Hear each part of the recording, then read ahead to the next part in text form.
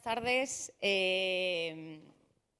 Hemos cambiado de título, pero vamos a seguir hablando de algo muy parecido. Estamos hablando de oportunidades, seguimos hablando de oportunidades para todas las personas y, por ende, pues también hablamos de igualdad. Desde el momento en el que hablamos de oportunidades de empleo para todas las personas, pues estamos hablando de igualdad. Y, bueno, pues vamos a hablar de economía social. Esta es una mesa que venimos repitiendo a través de la Dirección General de Economía Social y Autónomos en el proyecto CILHub. Es un proyecto financiado desde la Dirección General y en el que tenemos pues, el placer de participar en eventos como Startup Olé, que celebra este año su 10º aniversario. Y para nosotros, bueno, pues los integrantes de la economía social es un foro muy relevante para dar a conocer las bondades de la economía social, que a nuestro entender, bueno, pues tienen todavía mucho recorrido a la hora de comunicarse a la sociedad. Hoy me acompañan personas con una amplia trayectoria, representantes de diversas familias o entidades que componen la economía social. Tengo a mi lado a Jesús Martínez Sagarra González, el coordinador técnico de FEACEMCIL, que es la Federación de Centros Especiales de Empleo de Castilla y León. A su lado está Amparo Rodríguez Sánchez, que es la directora de la Unión de Cooperativas Owen. Y al lado de Amparo tenemos a Rubén Molina Pascual, que es el gerente de la Asociación Sociedades Laborales de Castilla y León. Bueno, pues veis diferentes entidades, diferentes formas jurídicas. Y a mí, antes de darles la palabra, de entrada ya les doy la bienvenida y les agradezco acompañarme hoy aquí. Antes de darles la palabra, sí que me gustaría, y es algo que solemos hacer en CILHub, sobre todo en las jornadas dirigidas a universitarios, hacer una pequeña introducción. Es decir, antes de que cada una de las familias exponga sus valores, sus objetivos dentro de la economía social, ¿qué es lo que les une? ¿Qué es lo que tienen en común? En las jornadas de CILHub yo siempre digo, reitero que estamos ante universitarios, siempre digo, bueno, pues que cuando yo recuerdo cuando era estudiante en la universidad, de ciencias económicas y empresariales, precisamente, no se hablaba de economía social, no era un término que se utilizase en ninguna de las disciplinas. Ahora la Universidad de Salamanca es verdad que sí, hay algún curso, responsabilidad social y economía social, de hecho hay un máster también a través de la Universidad de Salamanca sobre innovación social y economía social, de hecho con una entidad en Silicon Valley, porque la economía social aprovecha mucho las sinergias que ofrece la innovación social. Con lo cual, esto es muy positivo para las familias que integran la economía social y los defensores de la economía social como nosotros. Es muy positivo que universidades comiencen a formar y a informar respecto a la economía social. Por dar un breve apunte histórico, pues bueno, la economía social primero surge, sobre todo en la Revolución Industrial, como un movimiento de ayuda a los grupos sociales más desfavorecidos. Y con el tiempo se va incorporando como una rama de las ciencias económicas. Lo que hace es analizar la dimensión moral de la economía. Y así va evolucionando a lo que es hoy en día, que es una plena economía social de mercado. ¿A qué me refiero con esto? Es una ciencia económica que comprende actividades económicas y empresariales que tienen que ser eficientes como cualquier otra fórmula empresarial para sobrevivir. De hecho, muchas veces en un entorno hostil, con lo cual la eficiencia tiene que estar muy por encima, pero siempre la primacía la tiene el fin social. Es decir, lo que buscan es eficiencia, pero también justicia para con la sociedad y lo hacen con un funcionamiento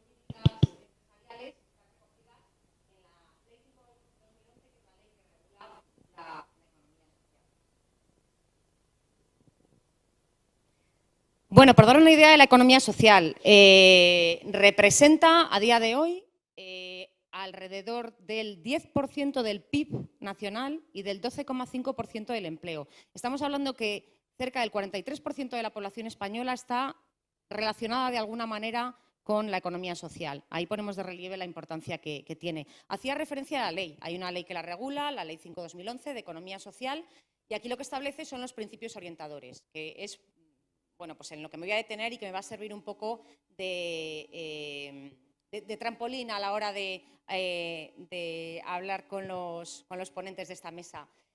Los principios orientadores es el hilo conductor de todas estas fórmulas económicas y empresariales que vengo de comentar. Es decir, ¿qué tienen en común las cooperativas con las sociedades laborales, con los centros especiales de empleo, con las mutuas, con las sociedades agrarias de transformación, etcétera? Bueno, pues unos principios que están muy en línea con lo que he comentado antes. Primacía de las personas y del fin social sobre el capital. Es decir, las decisiones se toman en función del fin social y del trabajo aportado. ¿Cómo se reparten los resultados o cómo se aplican los resultados empresariales? También en función del trabajo aportado. Son decisiones democráticas donde lo más importante es el fin social de la entidad y no las aportaciones al capital. Y un principio muy importante, compartido por todos, también es la solidaridad interna dentro de la entidad empresarial y con toda la sociedad. ¿Y eso cómo se demuestra? Pues favoreciendo el empleo de colectivos vulnerables, un empleo inclusivo, favoreciendo empleo de personas con discapacidad, de personas en situación o riesgo de exclusión social, pero también a través de, y ello está muy relacionado con lo que comentaban en la mesa anterior, de favorecer nuestra soberanía, es decir, de aprovechar nuestros recursos endógenos, de fijar población al territorio, de aprovechar el recurso del territorio y de comprometerse con el desarrollo local de la economía. Vistos estos principios, sí que me gustaría que nos los podáis ilustrar en esta mesa.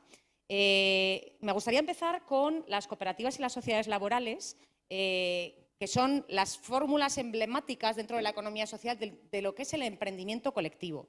De hecho, se las denomina empresas de participación de la economía social o empresas de emprendimiento colectivo de la economía social, donde se trata de fórmulas de participación de los trabajadores en la propia empresa y hablamos de un funcionamiento democrático y participativo.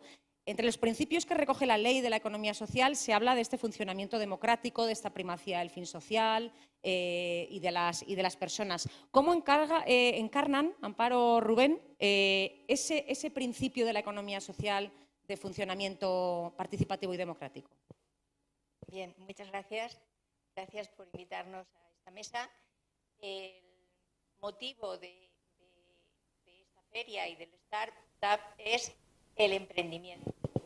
Y el emprendimiento colectivo es el que representa la cooperativa de trabajo asociado, que es la que yo conozco, represento en nombre de Owen. Así que muchas gracias por darnos la oportunidad de poder contaros que el principio democrático no solamente es un principio enarbolado, sino que es por sí en la cooperativa de trabajo, porque está basado en la propiedad de la cooperativa. La propiedad de la cooperativa está distribuida en participación social y todos los socios tienen participación, y como tienen participación, los socios pues son los dueños de esa propiedad y son los dueños porque es una entidad personalista y es un modelo económico, como nos ha dicho la directora de Economía Social, que es un modelo diferente. Y es diferente y es innovador. Igual que hemos visto en las otras mesas, la innovación está en que es una manera alternativa y distinta a lo que es el modelo de economía de la empresa mercantil habitual.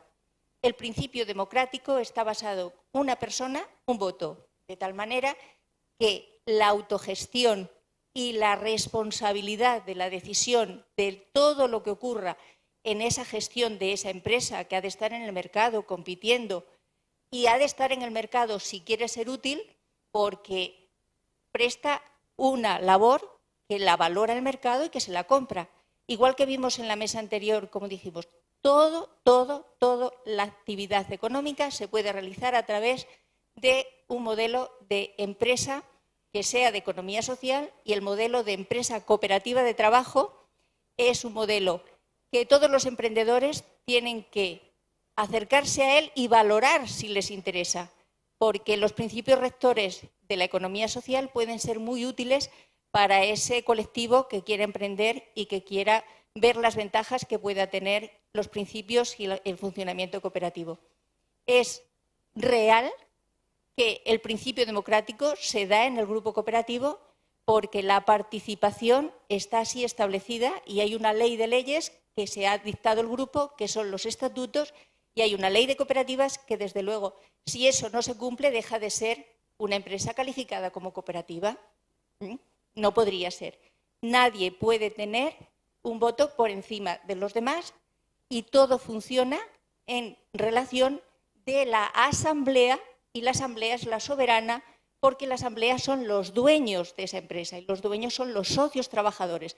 La razón de ser de una cooperativa de trabajo es el facilitar un puesto de trabajo a sus socios, haciendo que la profesionalidad que tengan que estar haciendo y lo que el mercado les ponga en funcionamiento. Así que el principio cooperativo es uno de los principios primeros y está avalado por la ley, por sus estatutos, y además es un funcionamiento que se rige por los principios históricos. La Alianza Cooperativa Internacional les tiene fijados también esos principios cooperativos y el primero es el principio democrático y de participación. En todo lo que es el modelo de economía social, la persona es el centro, la persona como tal. Le paso a mi compañero. Sí, las sociedades laborales. Es verdad que dentro de las, hablaba yo de entidades o empresas de participación de la economía social. Por un lado estarían las sociedades cooperativas que tienen su propia ley. De hecho, la ley de economía social permite que cada una de las familias se rija por su propia ley y dentro de las sociedades laborales estarían enmarcadas dentro de sociedades mercantiles. Habría aquí distinción en cuanto a la ley que se acoge cada una de las familias. En el caso de la participación democrática, ¿cómo funcionan las sociedades laborales, Rubén? Sí, pues bueno, por continuar un poco con lo que decía Amparo y lo que comentabas tú, Elma, sí que es verdad que como modelos filosóficos, sociedades laborales y cooperativas son muy similares desde esa perspectiva de democratización y de posicionamiento de la persona en el centro de la economía, como otra manera de hacer economía. Y es cierto que el modelo de sociedad laboral tiene un componente más próximo al derecho mercantil, aunque es un modelo también que se encuentra sometido a una serie de limitaciones que impiden que se aparte de los modelos de economía social. En el caso de las sociedades laborales, como comentaba, la ley que las regula es la Ley 44/2015, pero en todo lo que no venga recogido expresamente en esta ley se aplicaría la ley de sociedades de capital. Y lo que caracteriza a las sociedades laborales y lo que le distingue fundamentalmente del resto de modelos mercantiles es que el 51% del capital tiene que estar en manos de socios trabajadores que presten en la empresa servicios de manera permanente mediante contrato indefinido. Hay un matiz importante aquí, es que los socios de las sociedades laborales forman parte del régimen general de la seguridad social al margen de la proporción de capital que posean, de manera que no se tienen en cuenta condicionantes que sí se dan en otras mercantiles, como puede ser el control efectivo de la sociedad. Y la segunda característica, que ninguno de los socios puede tener más de 1/3 del capital social. De entrada, el modelo estaría constituido por 3 personas, salvo una situación transitoria que permite que se constituya por 2, pero en principio serían 3, ninguno podría tener más del 33%, de manera que cualquier decisión que se tome dentro de la empresa tiene que ser por acuerdo. El modelo de sociedad laboral, siendo la apuesta de la Unión Europea, la participación de los trabajadores en la empresa, sí que podemos decir que es el modelo más perfeccionado de empresa participada y es un poco el que se utiliza como referencia en Europa, teniendo en cuenta además que el modelo español cuenta con una ley propia que lo desarrolla íntegramente. ¿Por qué decimos que es el modelo más perfeccionado de empresa participada? Pues porque es donde esta participación del trabajador en la empresa se aprecia en su máxima dimensión. En primer lugar, en la gestión, en la medida en la que son los trabajadores los propietarios de la empresa. En segundo lugar, en el reparto de beneficios, si tenemos en cuenta que aparte de trabajadores son propietarios. Y después, como concepto de modelo, dentro de los modelos de emprendimiento colectivo, en la medida en la que, al pertenecer el capital a estos socios trabajadores, se evita la concentración del poder en la empresa en pocas manos, como puede suceder en una empresa mercantil convencional, donde la única regla que dirige la toma de decisiones es la propiedad del capital. Entonces, de estos principios un poco que he intentado dejar claros, que son los que básicamente diferencian la sociedad laboral, como os decía, del resto de mercantiles, lo que sí que encontramos vinculado con ese principio democrático que preside la ley de economía social es que en la sociedad laboral lo que se pretende es la priorización de la calidad y la estabilidad en el empleo, de manera que encomendando la gestión a los socios trabajadores, el objetivo es garantizar la sostenibilidad de la empresa, de manera que el proyecto personal y empresarial sea útil para la persona y para su desarrollo.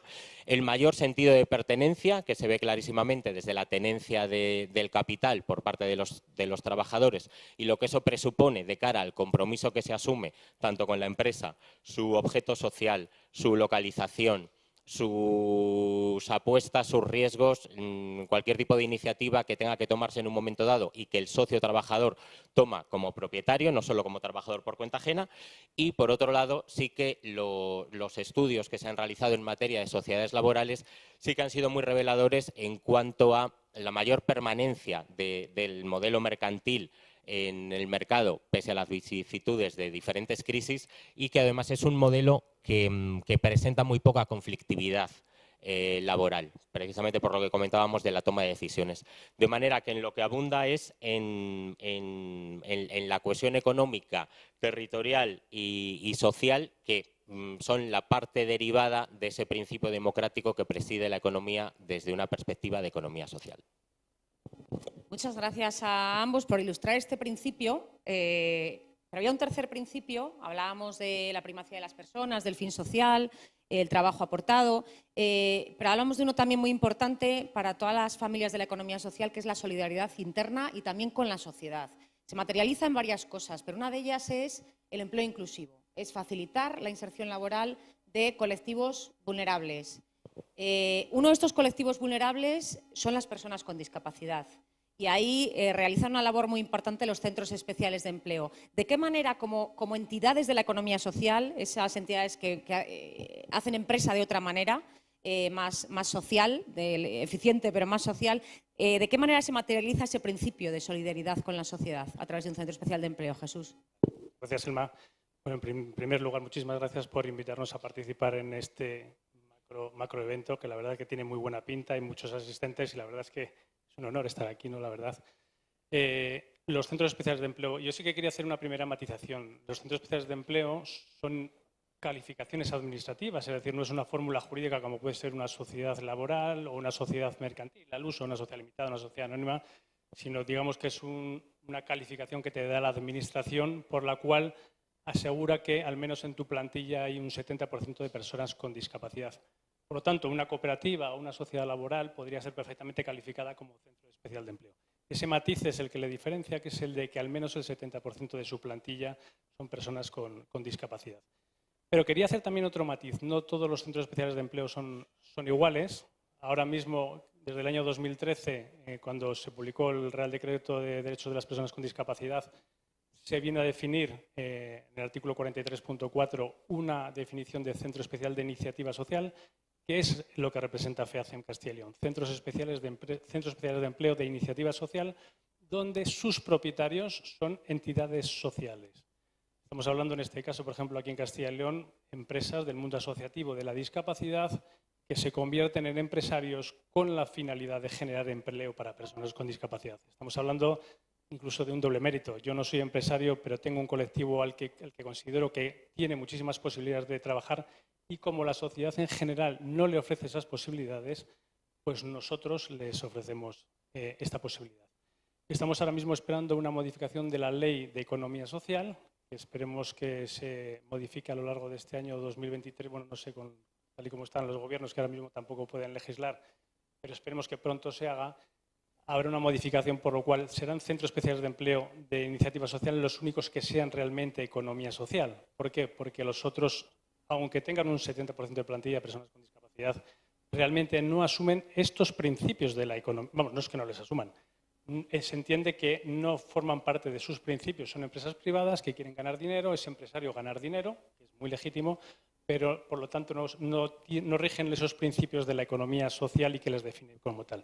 Y por lo tanto, pues estamos esperando que, donde habla de centros especiales de empleo, la Ley de Economía Social defina a los centros especiales de empleo de iniciativa social. Hablabas del principio del compromiso con la sociedad y con el entorno, ¿no? Se materializa a través de la creación de empleo para esas personas con discapacidad que en muchos casos la sociedad no les da esa oportunidad de generación de empleo. Estamos hablando que ahora mismo en España, en Castilla y León, si no me equivoco, hablamos de más de 5.000 personas con discapacidad trabajando en centros especiales de empleo. En el ámbito de FEACEM estamos hablando de 3.000, ¿vale? O sea, es un porcentaje importante, a pesar de que somos solo 41 empresas de las 300, si no me equivoco, que hay. Somos 41 de 300, muy poquito, pero somos más del 50% de los trabajadores que hay en centros especiales de empleo. ¿Por qué hay un compromiso con la sociedad? Porque estamos generando mucho empleo. Tener en cuenta, por ejemplo, que en nuestras plantillas casi el 86% son personas con discapacidad, el 86%. De ese 86%, más del 60% son personas con discapacidad intelectual. Son personas con unas discapacidades que la empresa ordinaria por lo general no quiere. Y además, la mayoría de nuestros centros genera empleo para personas con discapacidad con edades muy avanzadas. Gente con no solo con una discapacidad, sino con una edad que en muchos casos no les permite ser tan productivos como ellos quisieran. Por lo tanto, estamos haciendo ese compromiso con el entorno, con la sociedad, de contratar de empleo personas con discapacidad. A nosotros no nos mueve el ánimo de lucro, nos mueve la generación de empleo, nos mueve la generación de empleo estable y de calidad. El 80% del empleo que está ahora mismo en nuestros centros especiales de empleo es empleo indefinido. Compromiso con la igualdad también. Ahí todavía se ha mejorado muchísimo. Estamos en un 60-40%. 60% del empleo es masculino y un 40% del empleo es femenino. Pero es verdad que se ha avanzado muchísimo. Antes las personas con discapacidad básicamente que estaban trabajando eran hombres. Se ha avanzado muchísimo. Ahora estamos en un 60-40 y por lo tanto estamos llegando a esa igualdad de oportunidades entre hombres y mujeres. Muchas gracias, Jesús. Quizá la desigualdad dentro de la discapacidad está más relacionada con los tipos de discapacidad y la edad del colectivo, más que una desigualdad por sexos, ¿no? Y ahí estáis ofreciendo, sobre todo centros de iniciativa social, en vuestro caso, una labor social muy importante, favoreciendo el empleo de personas que de otro modo no tendrían ninguna oportunidad en el mercado ordinario. ¿Correcto? Sí, desde luego ahora mismo hay muchísima gente en nuestros centros especiales de empleo. Apostamos por el mantenimiento de los puestos de trabajo de personas con discapacidad mayores, envejecidas, que no son para nada productivas, pero que en muchos casos es el único sueldo que está llegando a su casa. Estamos permitiendo que haya proyectos de vida para esas personas con discapacidad. Hay familias que viven de ese sueldo del trabajador con discapacidad. No se ha destruido empleo ni en la pandemia. Sí que es verdad que hubo expedientes de regulación de empleo o despidos, pero de aquellos contratos que tenían contratos temporales con una duración más pequeña, pero el empleo estable no se vio afectado por el COVID en este caso y por lo tanto apostamos por el mantenimiento de puestos de trabajo, sobre todo, no es verdad, no es un tema de sexo, de hombres o mujeres, sino es sobre todo de aquellas personas con discapacidad, por ejemplo, intelectual o con discapacidad física de más del 65%, discapacidad sensorial también, donde la empresa ordinaria ahora mismo no les está generando esas oportunidades. Entonces, los centros especiales de empleo están permitiendo que esas personas tengan un proyecto de vida, un trabajo, un salario, una disciplina, o un compromiso con su entorno, etcétera, etcétera. Muy bien, Jesús, gracias. Seguimos con los principios a los que me he referido con anterioridad. Bueno, pues el del empleo inclusivo, especialmente materializado en los centros especiales de empleo, pero compartido también por cooperativas y sociedades laborales que, sin embargo, pues no tienen ese requisito del porcentaje, excepto el que por ley a cualquier tipo de empresa se le requiere. Pero dentro de la solidaridad interna y con la sociedad hay también un apartado, además del empleo inclusivo, que es el compromiso con el desarrollo local. Ese es un principio muy importante dentro de la economía social. Lo referíamos a lo que se había comentado en la mesa anterior, con toda esa soberanía alimentaria, ese mantener nuestro campo, por ejemplo, el poder reactivar la economía en zonas remotas y despobladas. Y aquí la economía social tiene un papel importantísimo, porque lucha por el desarrollo local, por fijar población en el medio rural. Y, de hecho, hay estudios que demuestran pues, que en zona rural el 60% de las empresas y el 55% de los trabajadores pertenecen a la economía social, sobre todo en ciudades intermedias y en municipios de menos de 40.000 habitantes. es quizás un valor emblemático dentro de lo que es la economía social, en particular para Castilla y León. Me gustaría, Rubén, en el caso de las sociedades laborales, si nos podrías ilustrar con ejemplos o con tus vivencias cómo las sociedades laborales se comprometen con el desarrollo local y luchan contra la despoblación, el éxodo, fijando población y actividad económica en el medio rural.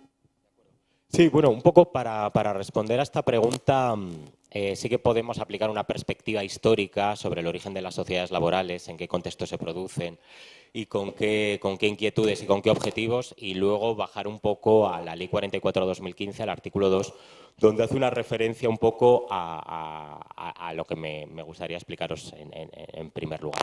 Las sociedades laborales surgen a consecuencia de la crisis del petróleo a finales de los años 70, con un proceso de desindustrialización, sobre todo en el norte de España, muy potente, y entonces se plantean en el Ministerio de Industria de la época que en estas empresas grandes, si alguna en su totalidad o unidades productivas, en su caso, tienen viabilidad, se puede facilitar el que sean los trabajadores quienes las adquieran de los propietarios con una serie de ventajas, de manera que puedan continuar con el mantenimiento de su puesto de trabajo. Se intenta que lo que se adquiera sea la empresa en su totalidad, pero no siempre es posible. Pero sí que hay unidades productivas que podemos equiparar a departamentos concretos de la industria que sí que tenían viabilidad. Y lo que se pretendía también con esto era evitar, en su caso, el éxodo migratorio que podría venir derivado del cierre de una empresa que en el territorio en el que estuviera ubicada representara un porcentaje lo suficientemente emblemático de población empleada. Entonces, partiendo de aquí, luego las sociedades laborales siguen su propio curso como modelos mercantiles en relación un poco con lo que comentaba antes, de manera que no están vinculadas necesariamente con situaciones de crisis. De cara a facilitar el arraigo y la permanencia de la empresa y en relación también con lo que comentaba Emma, ese compromiso que la sociedad laboral como parte de la economía social asume con el territorio, en el artículo 2c de la Ley 44/2015 se establece el límite de horas que pueden dedicar a trabajo efectivo en la empresa los trabajadores con contrato indefinido que no sean socios. Este matiz es importante. ¿Por qué? Porque los trabajadores no socios no pueden trabajar más del 49% de las horas totales de trabajo de la empresa. De manera que lo que se pretende es que a medida que las empresas vayan creciendo, vayan contratando cada vez más personal, sea obligatorio el ir incorporándolos como socios. Y esto tiene una incidencia muy grande también sobre el relevo generacional. Una de las garantías que plantea la sociedad laboral cuando se produce esta incorporación de socios, porque las empresas, desde que surgen hasta que se van desarrollando, van incrementando su plantilla, es que siempre va a haber una plantilla dispuesta a seguirse haciendo cargo de la empresa. Y esto tiene una vinculación muy grande con la permanencia en el territorio en el que la empresa esté localizada. El hecho también de que el capital esté en manos de estos trabajadores, a quienes ya podemos presuponer un compromiso especial con la localización de la empresa, significa que la decisión nunca se va a tomar en función de si la empresa es rentable o no rentable, sino que van a entrar en cuenta otros matices. Y es un problema, por ejemplo, al que sí se enfrenta la empresa mercantil convencional, donde el capital en un momento dado puede decidir que la empresa ha dejado de ser rentable y optar por el cierre. Entonces, el compromiso de la sociedad laboral está vinculada especialmente con ese relevo generacional que garantiza o facilita la permanencia de la empresa más allá de la vida, tanto profesional como biológica, de los socios fundadores, y esa vinculación con el territorio que no tiene nada que ver necesariamente con la multinacional que en un momento dado se instala en el lugar que sea y pendiente de si eso resulta rentable o no, y en el caso en el que no lo sea, condenar a la empresa al cierre y a una localidad a la ruina económica. El hecho de que las empresas tengan esta facilidad para la permanencia también incide sobre los servicios, tanto sanitarios como educativos, como de suministros, que facilitan también que el resto de negocios que se establecen alrededor de estas empresas emblemáticas del entorno rural tengan viabilidad y permanezca la población en la medida en la que se puede optar a una serie de servicios que damos absolutamente por supuestos. Básicamente iría por ahí.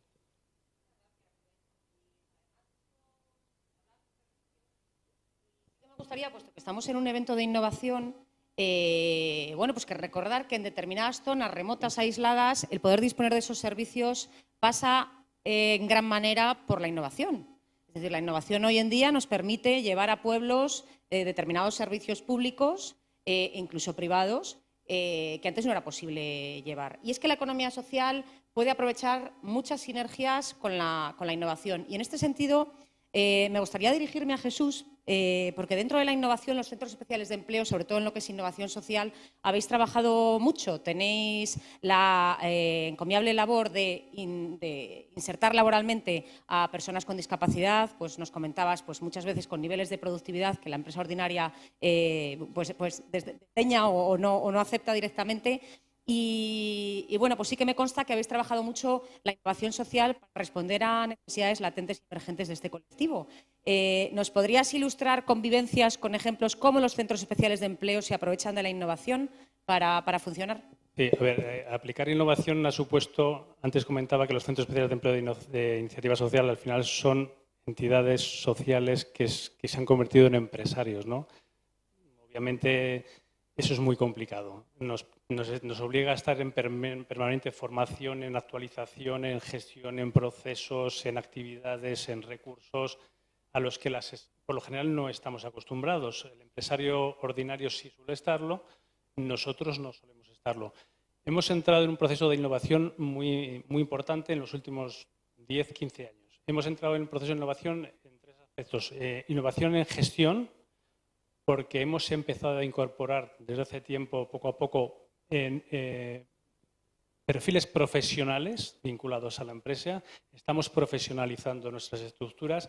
Se está invirtiendo muchos recursos en formación de esos recursos, de esas estructuras de recursos humanos, porque era necesario incorporar procesos de gestión innovadores, porque no tiene nada que ver la gestión de servicios sociales con la prestación de servicios de empresas a tus clientes, ¿no? En los servicios sociales el cliente es la persona con discapacidad a la que prestas un servicio. Aquí estamos hablando del mercado, un mercado muy competitivo donde no luchas contra tu cliente de al lado, sino que luchas contra todo el mercado, ¿no? Entonces, en ese sentido, se ha hecho una apuesta importante en innovación. Se ha hecho también una importante innovación en procesos productivos.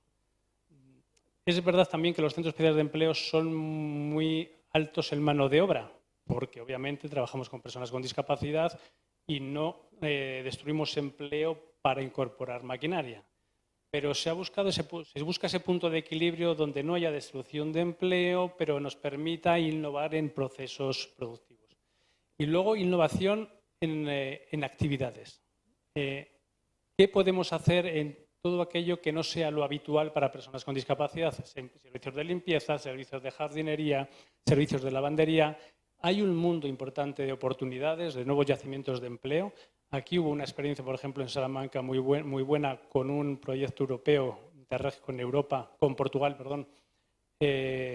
donde se exploraron nuevos yacimientos de empleo. Si no me equivoco, llegamos a encontrar 52 yacimientos de empleo susceptibles de empleabilidad a las personas con discapacidad, porque nos vemos necesariamente llevados a la necesidad de buscar nuevas actividades e innovar, seguir buscando cosas distintas.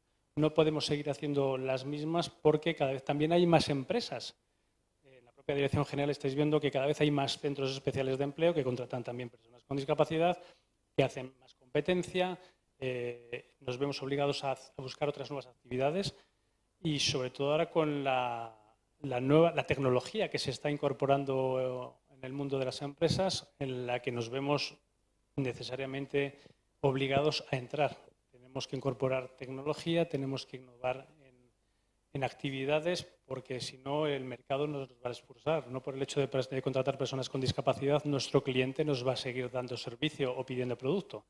Tenemos que darle el mejor servicio, el mejor producto, y nos toca pues muchas veces comprar maquinaria, mecanizar, innovar en lo que hacemos, cómo lo hacemos, o incluso ampliar nuestra cartera de productos y servicios. Ya no solo hacemos una actividad o dos, sino que hacemos más de una, con el riesgo que tiene también, que al final quien mucho abarca poco aprieta, pero cuando en el ámbito de la discapacidad pones todos los huevos, digamos, en una única cesta, pues corres el riesgo de cargarte mucho empleo. Entonces, bueno, hay centros especiales de empleo que tienen muy diversificada la cartera de productos y servicios que hacen. Estamos obligados a innovar en lo que ofrecemos a nuestros clientes y en eso estamos.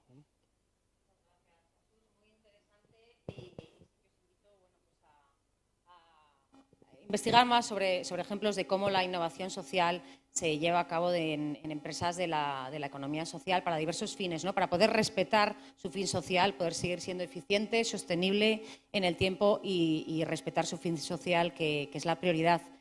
Hemos hablado de los principios de la economía social que habéis ilustrado, hemos hablado de innovación.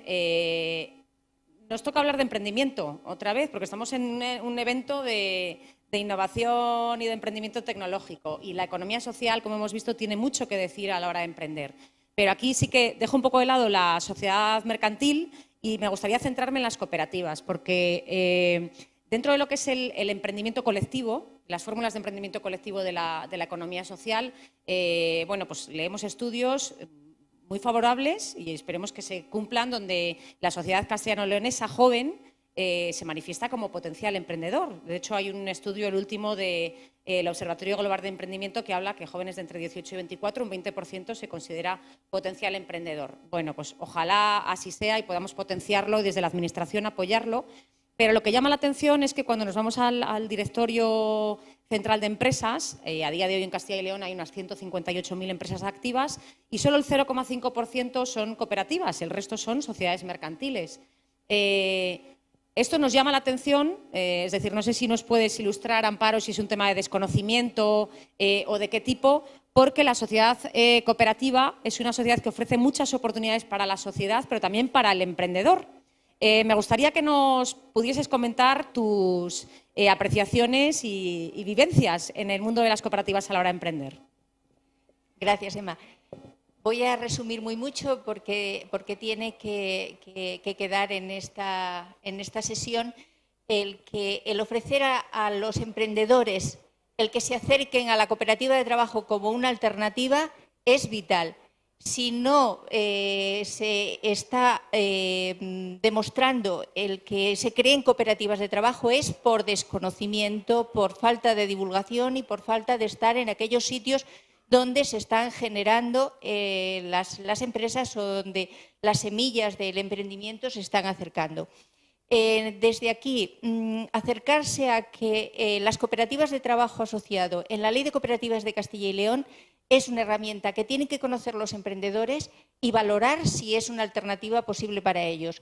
Solamente son necesarias 2 personas, 3.000 euros de capital social. Las facilidades para el lanzamiento de una cooperativa de trabajo son increíbles. Es la figura jurídica más barata de constitución, donde los costes son los más fáciles, porque hay un apoyo total de mentorización y de ayuda para todo el proceso de constitución. El modelo de estatutos se facilita. El registro de cooperativas es gratuito. El registro mercantil tiene costes. Los registros de todos los movimientos que la cooperativa de trabajo haga son gratuitos. Después, es la única figura jurídica donde los socios pueden elegir el régimen de seguridad social en el que quieren estar. Tiene las posibilidades de tener unas ventajas fiscales con un estatuto fiscal propio, que tiene fiscalidad protegida, especialmente protegida. Tenemos otras ventajas, como son el que estas figuras de la economía social y las cooperativas de iniciativa social tienen preferencia en los contratos con la administración pública, y eso es importantísimo para ser prestadores de servicios de la administración pública. Tienen otras ventajas, como son la situación de que ahora mismo, a partir del día 1, los trabajadores pueden capitalizar, coger las prestaciones de desempleo y aportarlas al capital social. Es la primera vez que, además, no necesitan ni pasar por la situación de estar desempleados. Y eso también va a facilitar, en las mismas condiciones que hay muchas facilidades para que aquellas empresas que puedan estar en crisis puedan convertir sus socios en hacerse cooperativas de trabajo. Es también una facilidad grande la que tienen el poder hacer. Entonces, el acercarse a que esta figura jurídica es una alternativa para el emprendimiento colectivo, el que podamos explicarles y el que pueda estar al alcance de todos es una necesidad para que desde este foro se diga el emprendimiento en colectivo y la figura de cooperativa, de trabajo asociado, sociedad laboral, dentro de las figuras de la economía social, está a la disposición y tenéis que usarla. Gracias a todos. Nos quedamos sin tiempo. Creo que merece la pena acercarse a este tipo de fórmulas tan atractivas, a conocer la economía social, que está realizando una labor tan encomiable, tan importante para la sociedad, a través de fórmulas viables y sostenibles y eficientes. Y bueno, pues agradecer a mis compañeros, a los ponentes, Jesús, Amparo, Rubén, agradeceros hayáis compartido con nosotros vuestra experiencia y al público agradeceros vuestra presencia hoy. Muchas gracias.